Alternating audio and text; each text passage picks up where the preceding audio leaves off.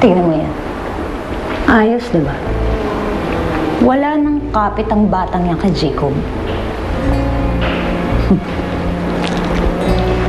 Si Lola lang naman ang problema eh. Pero madali na yun. Asus! Kung magsalita ka naman, akala mo meron kang magagawang milagro, ah. Pero naman ah. Just give me a chance. Okay, edi sige. Tignan natin ang galing mo kay Lola Ana. Alam mo, kahit na matanda na yun, mahirap pa rin kalaban yun, no? Let's go na nga. Mag-aayos pa tayo ng mga gamit na ililipat.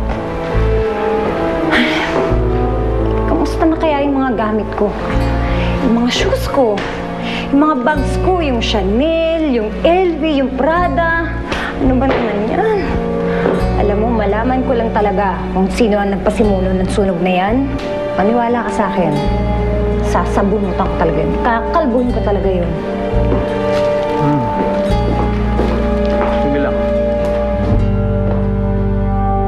Kahit anong mangyari, kahit sino magtanong, hindi ka amin na ikaw ang nagluto sa kusina.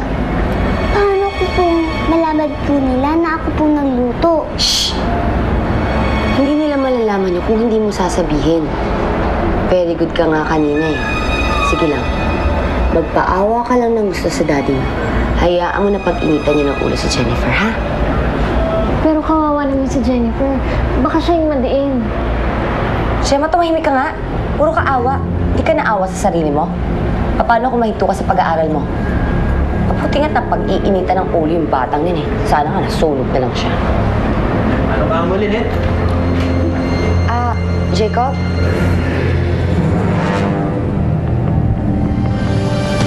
Ayon po sa investigasyon namin, naiwan mo kasi yung stove na yun. Meron mo ba nagluto sa inyo ng mga ganong oras na yun na posibleng naalimutan? Hindi kaya sadyang kinalimutan? Si Jennifer po! May mga bata po na kaya nang gumawa ng masama. Nakita niyo naman po ang ginawa niya kay Kalila. Tapos, ganun pa yung nagpalaki sa kanya. Aaminin ko na lang po.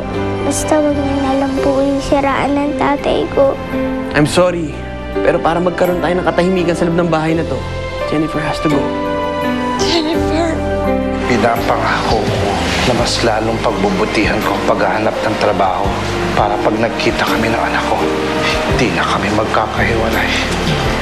Nancy, how's my makeup?